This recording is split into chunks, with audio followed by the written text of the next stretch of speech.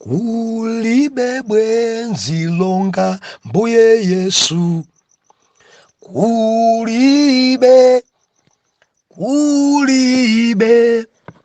Kulibe wina otisamala. Kulibe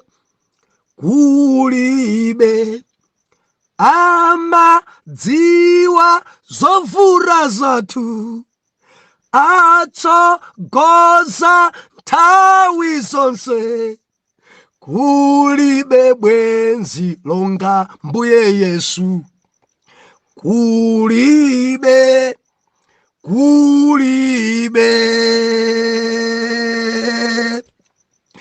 ndikulandireni okondedwa omvera konse kumene muli. Heneleke Tchale, mtumiki wanu believer, lero pa 27 April 2023, sabutopiki bwenzi lenileni.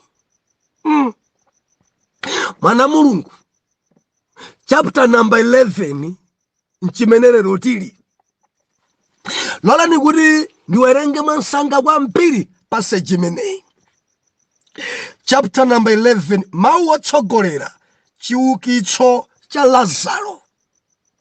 Verse number 1. Koma panali munthu wodwala, Lazaro wa ku Betaniya, mudzi wa Mariya ndi m'bale wake Marita. Koma ndiye Mariya uja anadzoza Ambuye ndi mafuta onunkhira bwino, napukuta mapazi ake ndi tsitsi lake, amene mlongo wake Lazaro anadwala. Pamenepo alongo ake anatumiza kwa iye, nanena, Ambuye, onani amene mukonda, onani iye amene munkonda adwala.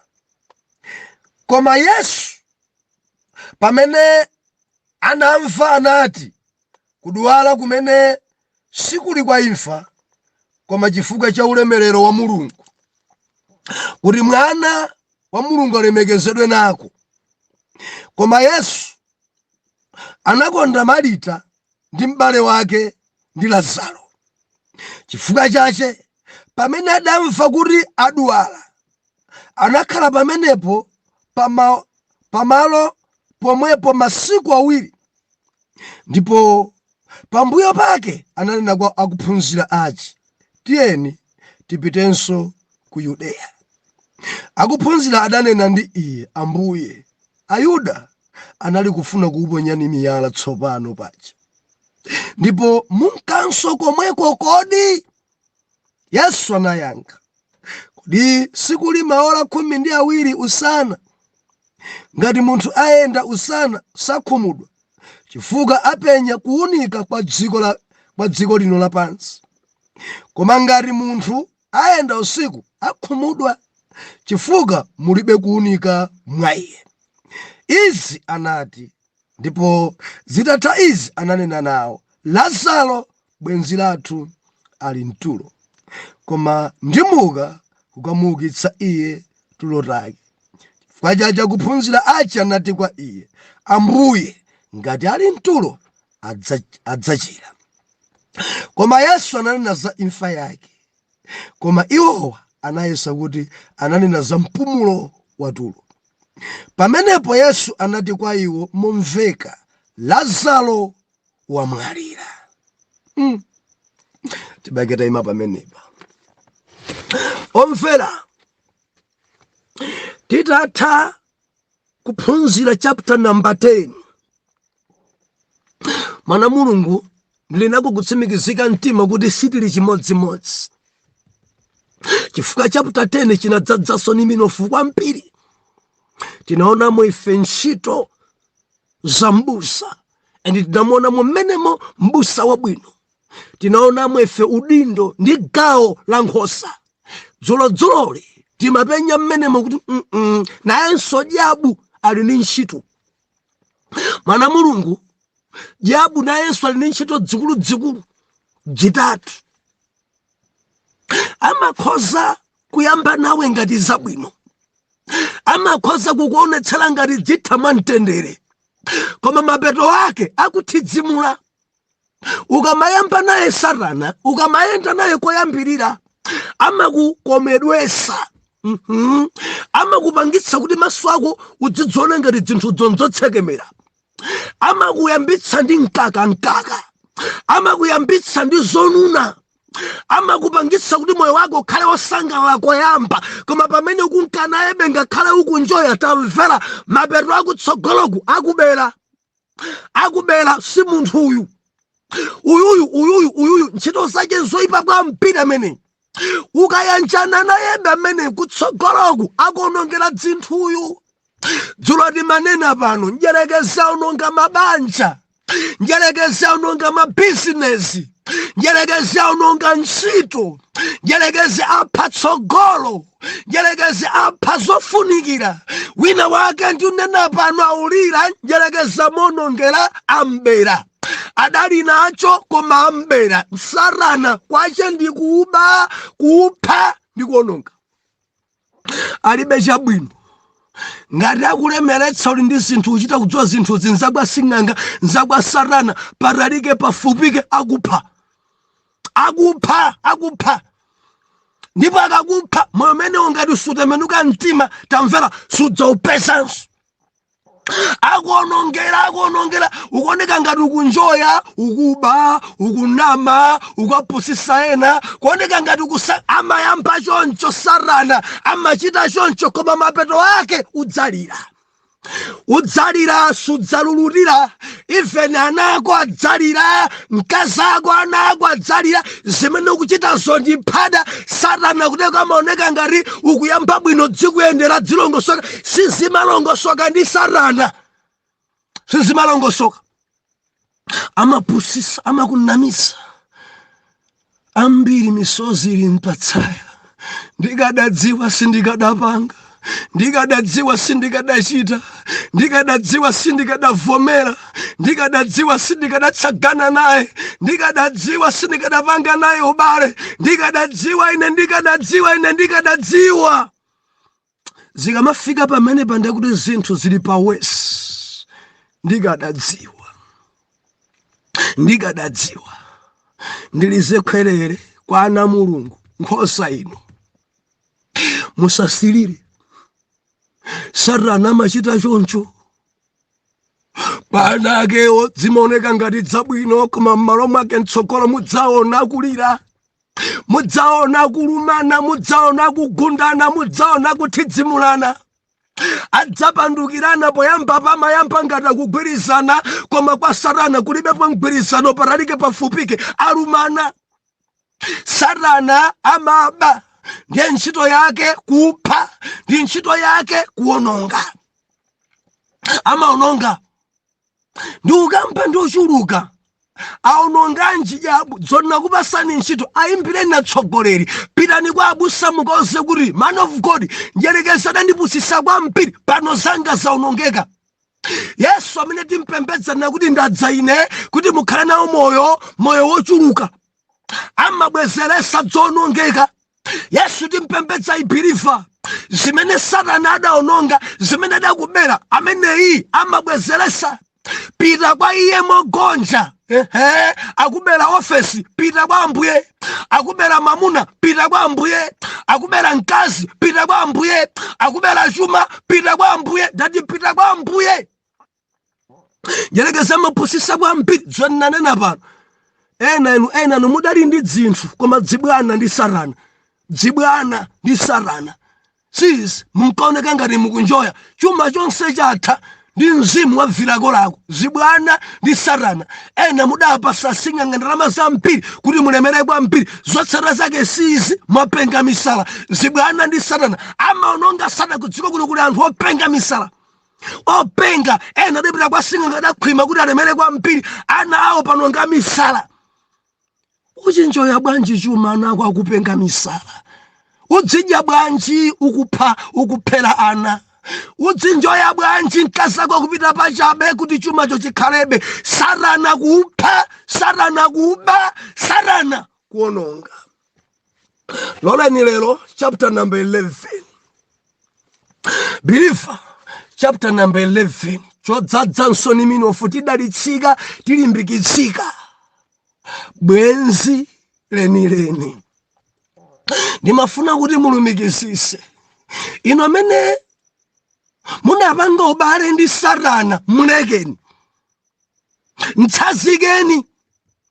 Yampani kuyanjana ndi Yesu. Yampani kuyenda limodzi ndi Yesu. Yampani ubale ndi Yesu. Yampani upembedza Yesu.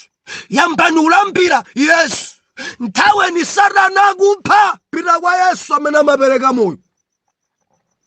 Mwana Mulungu, buku la Yohane chapter number 11. Tikuonamo ife mmenemu mzibambo amene adaganiza mozama kuti kudziko kuno ndikuyenda kukhala ndi nzanga. Tikukamba za bwenzi lenileni, bwenzi la pamtima. Believer, moyo uno umafunika kupeza bwenzi. Pa dziko pano pamafunika kuti ukhale ndi bwenzi. Bwenzi lenileni chifukwa kuti alipo ena abwenzi believer ndi afeki. Alipo ena abwenzi amapusisa. Alipo ena abwenzi onama. Alipo ena abwenzi amene amakukonda mapeto aje amafunanso kuti akuonongera zinthu yabu. Tukamba za bwenzi lenileni Khristu. Bible unena kuti ku Betania kudali mzibambo madala amene wa dzina lawo ndi Lazaro. Mkulu uyuyu mwa azibambo onse pa dziko adasankha kuti nzake akhale Yesu. Mkulu uyuyu ngoganiza mozama kwambiri madala yawo. Nge Lazaro adali ndi alongo ake. Alongo ake ndi awiri, Marita komanso Maria. Ne baba nakuti Maria uyuyu ndi uja amene adadzodza mapazi a Mbuye Yesu ndi mafuta onunkhira kwambiri. Believer, mzimayi uyu ndi mzimayi wodzipereka. Atamva zoti Yesu ali m'nyumba, mayi uyuyu Mariyayi akuti adagula mafuta pamwamba kwambiri, mafuta onunkhira bwino kwambiri. Pamene adalawa m'nyumba, believer, mabuku ena adalemba zimenezi. Yohana ngutikumbutsa ndi mzimayi ameneyi mpaka anachina Yuda sadadandaula mafuta mtengo apatali chonchiwa kodi nkuonongera mapazi. Yuda sadadandaula deina angamapanga zimenezi bwanji ndalama zace akadangodzipereka kuti tithandize amphawi. Ambuye Yesu adamuyankha Yuda simudzakhala ndi amphawi ndi anamasiye mpaka nakalekale. Mzimayi wake ndi ameneyi. Mzimayi amene adalira, mzimayi amene adapukuta mapazi a Yesu ndi tsitsi lake, zimafuta za mtengo apatali ndi ameneyi. Mzimayi ameneyi Bible nakuti adali mlongo wake wa Lazaro. Maria ndi Marita mlongo wawo wa Lazaro. Ne Bible nakuti ku Betaniyako ankachita kudziwa kuti Lazaro ngati ali ndi nzake ndi Yesu. Betaniya yonse imadziwa kuti Yesu ndi Lazaro palubwenzi. Ngakhale achibale amadziwa kuti m'bale wathu Lazaro ndi Yesu Khristu mpachinzake. Marita amadziwa kuti Yesu ndi Lazaro amayanjana. Believer, dzidzidziwika. Adzichita kudziwa alongo wako kuti Yesu ndi blaza palubale.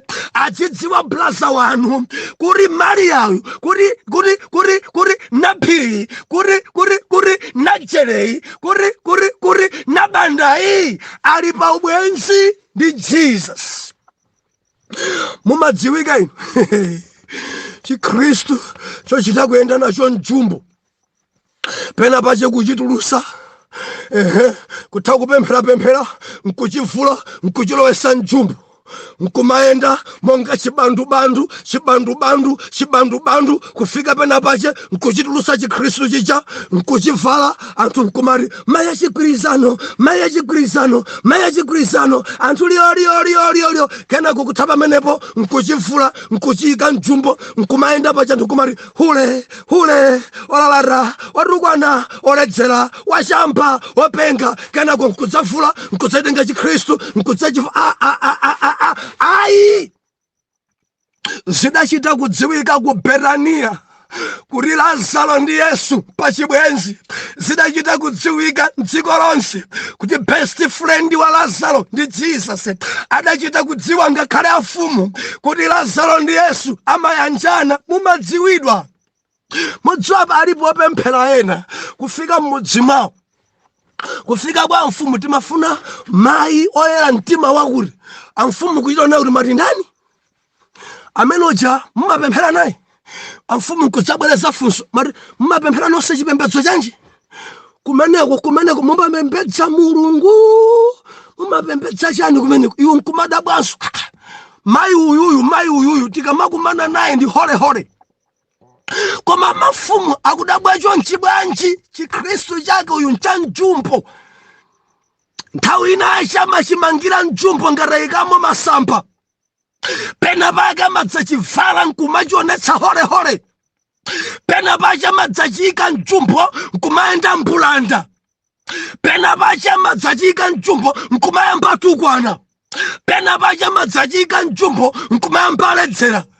Akatha kena nkudzachivalanso nkudzaonesa haleluya amen.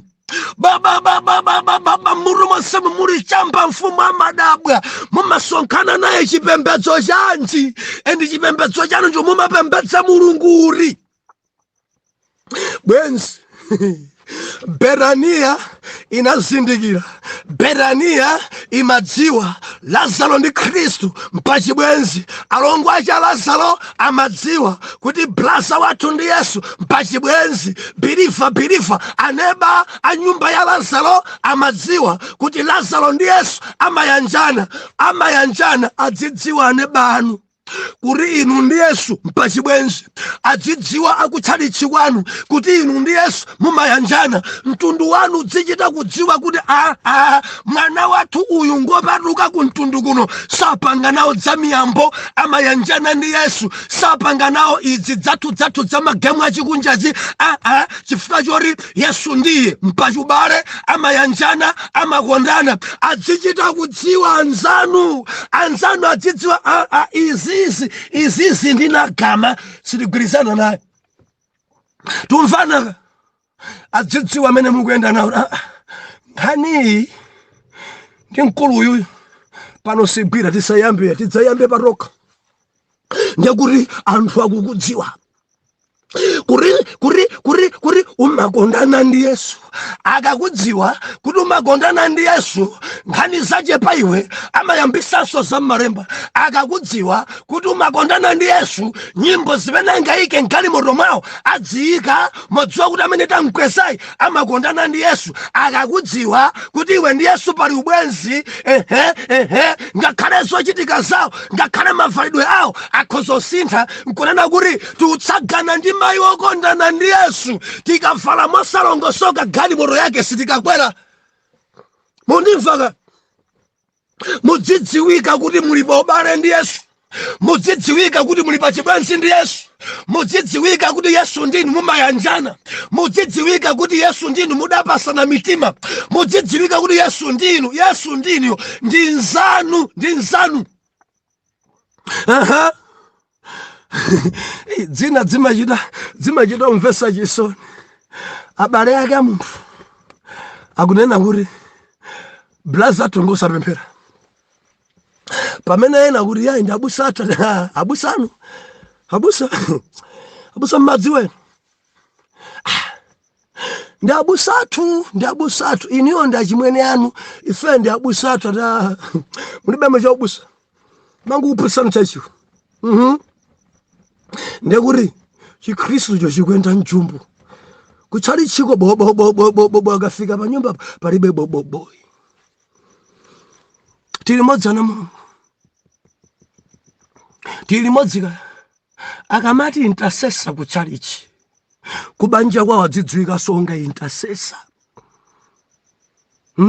Mai wodalilika kwambiri ku chalichi koma ngosadalilika pabanja pake, ngosadalilika pabanja pake. Ngakhale ana ake eni wamachita kunena kuti amayi mukakalowa kumwamba amayi tidzafunsana mafunso. Kumwamba kwache ngati kuli kwa Mulungu kwa amayi simukalowa. Ndiuvomerezeni mina mukakhala mwamba mwa mtengo amama mukakwera. Koma kumwamba kwa paradiso inuyo kaya ana kukana kuti mayi athu ngosapemphera, ana kukana kuti bambo athu sibhiliva, ana kukana achita kuona ndithu kuti palibepo ubale, palibepo kudziwana pakati pa dadi ndi mama, palibepo kudziwana pakati pa dadi ndi amayi ndi Khristu. Amakuchitirani umboni ana anu kuti ndinu bhiliva. Ana anu angakuchitireni umboni inuyo kulibe kuti mayi athu ngopemphera. Ana anu angavomerezeni kuti abambo athu ndi mulaliki. Ana anu angachitira umboni onga Maria ndi Marita nkunena kuti blasa wathu ndi Yesu pali ubwenzi. Ana anu anganenedi kuti inu ndi Yesu mmadziwana kapena ayi. Haleluya. Ambuye atithandize. Ambuye atithandize. Bwenzi lanu inuyo ndani? Nzanu wapamtima weni ndi uri? Mumayanjana ndi ndani inuyo? Mumaenda ndi ndani? Mumaenda ndi ndani bhiliva Yesu athu iti machita kuyenda naye kulikonse? Yesu wankayo ndimayenda naye. Ndimayenda naye, mayenda naye. Ndimayenda sitimansiya nyumba. Tikamapita kunsika timapita naye. Sitimansiya babalaza. Tikamapita ku business timapita naye. Sitimansiya mkhonde. Tikamaenda kupita ku chalichi timayenda naye. Nthawi zonse sitimamvula kumuyika mjumbo. Yesu amene ife timayenda naye. Mukatipeza tili kunsika, mukatipeza ku business, mukatipeza tili mpasi, mukatipeza pa msonkhano, Yesu amakhala pompa bhiliva kadzadzara mbali kwambiri kudziko kuno. Yesu amansiya nyumba, akachoka pa nyumba pawo si bhiliva so amachita za chibandu. Ambuye atithandize. Ambuye atithandize. Nkadakonda zimene mumavala ku chalichi mudzivala mukamayenda paliponse. Zazitali zimene mumanazo mchalichi zimene zijasolo kunsika mudzizivala. Ati ndivale dzachita ndipita kuchalichika chino kuchalichire. Ujenda naye kulikonse. Bible inena kuti Lazaro bwenzi la Khristu adadwala. Alongo ashawiri aja aradziwa kuti nzathuyu adwala, aradziwa kuti my brother adwala, sakuntengera kwa sing'anga, sakupita naye kulikonse. Bhiliva tamvera, aradziwa kuti amayanjana ndi Yesu. Abale aradziwa kuti Lazaro inde magazi athu ndi amodzi, tidachoka mimba imodzi, bambo ndi mayi ndi mmodzi, koma nzathu adapanga chisankho chokondana kwambiri ndi Yesu. Now Yesu ife tikundziwa kuti Yesu amene ndi matenda amachita kuthawa. Yesu ifeyo tikundziwa kuti ndi mpulumutsi anthu ochimwa. Yesu ifeyo tikundziwa kuti ndi bwenzi la anthu ochimwa. Yesu ifeyo tikundziwa amakhudzika ndi mavuto. Yesu ifeyo tikundziwa amasamala za m'bale wathuyi. Yesu ifeyo tikundziwa amalingalira za mnzake. Akuti adamtumizira uthenga, kadachita lemba kalata, kadachita tumizira munthu, adampeza Yesu ndi kumfotokozera nzanu Lazaro adwala. Lazaro nzanu wapamtima adwala. Lazaro uja wa Mberaniya uja adwala. Kutanthauza kuti Lazaro wa m'malembamo akuti masa awiri. Munimva mwana Mulungu si mmodzi ali pangapo. Arabusa Lazaro inanduza amapezeka ku Luka chapter number 16. Amatchuka kuti Lazaro wa umphawi uja amene adadwala nkuyikidwa pa khomo la munthu olemera kwambiri. Mwankumbukira mufanizo limene lija Lazaro ache suyu iye ngosiyana, musamaphatikize. Lazaro uyu ndi bwenzi la Khristu. Lazaro uyu alongo ake ndi awiri aja, Maria ndi Marita. Lazaro uyu adapanga ubale ndi Yesu. Lazaro uyu sudza wazilondalonda, ayi. Lazaro uyu mbapaderadera. Tili modzi ndi alongo aja adatumiza uthenga kamuuzeni kuti nzake akudwala. Mudziwa matenda enawa amangopezeka kuti patient yoli kwa sing'anga asakudziwa. Dzimatengera magadiyani akukudziwa kuti umayanjana ndi ndani. Pali matenda ena akakugwira pompo kulankhula kulephera, lilime kumangika, maso aja kumangorimbu, sungathe panga chisango. Akhoza kukunyamulira magadiyani abale ako kumene abale ako akufuna. Akhoza kukutengera kwa sing'anga chimtengo, sungathe kukana lilime lako lamangidwa. Olo mutu wako ugwedeze bwanji kuti kusakumva masaini, kuti munthu amve masaini zimatengera nthawi. Lero ndilero kuti wambe kulankhula ndi manja samvetsa kuti kulankhulanji. Udzangofika kwa sing'anga amba kukutema mphini, ayamba kukutani kukupaka dzimankhwala, iweyo kuti ukane kulephera pakamwa ponse pamangika. Tamvera believe, pali anthu apita kwa sing'anga go iwo dwala sakufunako, koma abale awo adafuna kwa sing'anga.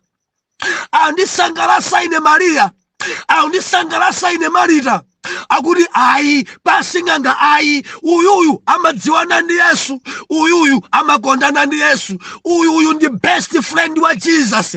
Tiyeni timtumizire uthenga nzake abwere. Ndipo Maria ndi Marita ankauza anthu onse pamudzipo, nzake akabwera uyu matenda onse wakuchoka, nzake akabwera uyu ngati sakudya adzadya, nzake akangobwera pano Yesu uyu kuonda konse kukutha, nzake akafika pano akhala wamphamvu, nzake akangobwera pano akhala pansi nkulonjerana. Nzake ndikunenayi ndi nzake mwini moyo, nzake ndikunenayi ndi nzake amene amapereka moyo. Amachita chosemerera Maria ndi Marita kuwauza aneba, nzake wa Lazaro akafika pano matenda onsewa ndi out. Nzake wa Lazaro akafika pano palibenso kugona pamphasa. Nzake wa Lazaro tikudziwa amaukitsa ngakhale omwalira. Nzake wa Lazaro ngakhale akhale amachira, m'bale wathu isikhale. Akangobwera nzake pano mudzaona za mpiri zitasintha. Amazidziwa Marita ndi Maria zimenezi. Haleluya. Nchifukwa chake sadamtengere kwa sing'anga, nchifukwa chake sadamkhape mphini Lazaro, nchifukwa chake sadamwese chilichonse. Ankadikirira nzake akubwera, nzake akubwera, nzake akubwera. Ndimati ndifunse, nzanu ndani? Bwenzi lanu ndani? Ambuye Yesu akwafotokozera ophunzira, Lazaro wadwala, tipite tibwerere. Ophunzira jamani tadagwira, amafuna kukugendani ndi miyala, amafuna kutilikita kuti babada tibwererenso konkuja chonde. Yesu akwazana kuti tamverana ananu kuli maola 12 amene alusana toyene gwira ntchito, chifukwa sitikhumudwa ndi masana, koma ukudza mdima usiku umene ugwira ntchito mu mdima mwa makhumudwa. Lero ni nthawi zathu pamene kukuwala, tiyeni tigwire ntchito tibwerere Betaniya. Ndi akwauza kuti Lazaro ali mtulo. Believe message idampezaso Jesus kuti Lazaro jodwala ujamwalira. Ari ophunzirawa aramva zoti ali mtulo, amaganiza tulo ta mpumulo woti aropa akupuma, Lazaro akupuma. Yesu adatanthauzira ophunzira kuti Lazaro amwalira, Lazaro no more, Lazaro wapita, Lazaro wasiya upuma. Believe. Tunena kuti Ambuye Yesu analandira message adari. Matenda a Lazaro ndi matenda oti Mulungu alemekezedwe nawo. Kudwala kwa nzanga, kudwala kwa friend bestie, kudwala kwa mbale Lazaro. Jehova alemekezedwa pa Lazaro. Anthu andziwa Mulungu pa Lazaro, anthu alemekeza Mulungu pa Lazaro. Adauziratu ophunzirawa matenda yawo ngoti anthu alambire yawe. Zimachitika zinthu zina pa moyo wa believer kuti anthu alemekeze Mulungu. Nkhondo zina zi Mulungu afuna alemekezedwe. Matenda ena wapa inu oyera mtima Mulungu afuna alemekezedwe. Kupondedwa kwina kwa inu, kupweteka kwina kumene mukumana nako Mulungu afuna alemekezedwe. Ndi ukamba ndi wina mimba yache njouma sakubala tamvera Mulungu afuna alemekezedwe. Wina ambakalekale kupemphera kuti apeze banja sikupeseka tamvera Mulungu afuna alemekezedwe pa inu. Wina ambakalekale kudwala matenda sakuchoka tamvera Mulungu afuna alemekezedwe pa inu. Sachedwa safulumira ndikirirebe imabepo mposataye mtima kalabe njipa masoba yawe afuna alemekezedwe pa iwe. Anthu adzalemekeza Mulungu pa inu pa vuto limenelo. Bible nakuti adafika mpaka na kumwalira kuntumizira uthenga Yesu sakubwera. Zimaoneka ngati akutaya koma Mulungu afuna alemekezedwe. Believer ndi kukamba ndi wina apemphereredwa akwera mapiri asala kudya kuyang'ana kuti kapena pakubwera besu ndophunzira kuchita chokwera mu mtengo kuti kunjira kubanja kubwera kukona kunsoko kulizi olo ndi maloto omwe osalota ola kulota kuti kufunsidwa ayi ola kulota kuti kuna mwachamba kusanza atenga mimba ayi ola kulota kuti kuchesako ndi mamuna ukambe na khanina ake yokhuzanza banja ayi kukwera mu mtengo kuyang'ana kulizi maloto ajaso ola kupasidwa moni ni mamuna wina iyo mkumaona kuti apapa ndi kuti basi zathu zatha believer tamvera sachedwa safulumira. Ngati Yesu ali bwenzi lako, ngati Yesu dai pa ubale, sachedwa safulumira. Chibwenzi chimenechi aneba adzalemekeza Mulungu. Kuyenjera kwanu ndi Yesu abale anu akumtundu adzalemekeza Mulungu, akumpingo kwanu adzalemekeza Mulungu. Usataye mtima akubwera anena kuti mavuto amene muli nawo achita kwalola kuti kumwamba kulemekezedwe. Haleluya. Nthawi yapano tisiyane pamenepa koma tamverani mukhale naye bwenzi, mumulandire bwenzi Yesu amene ayambe nanu chaputala chatsopano. Wiki ino ku Blantyre fire kumpemba Blantyre nonse muli bwanji ku Blantyre tikumane ku Blantyre kuyambira mawa kumadzulo chakumpemba uko fire kuyambira lachisanu loweruka mpaka na la Mulungu, Friday Saturday Sunday fire Blantyre. Mzinda otchuka ni malonda fire Blantyre. Kodi muli side iti muli town ita Blantyre tikumane ko bwa nonse pa mkate komanso magrupu onse kuphatikiza sons and daughters Blantyre fire. Atate mutilole tiyanjane ndi Yesu kuti pa mavuto athu kumwamba ulemerero udziwike mwa Yesu amene tapemphera. Amen and amen.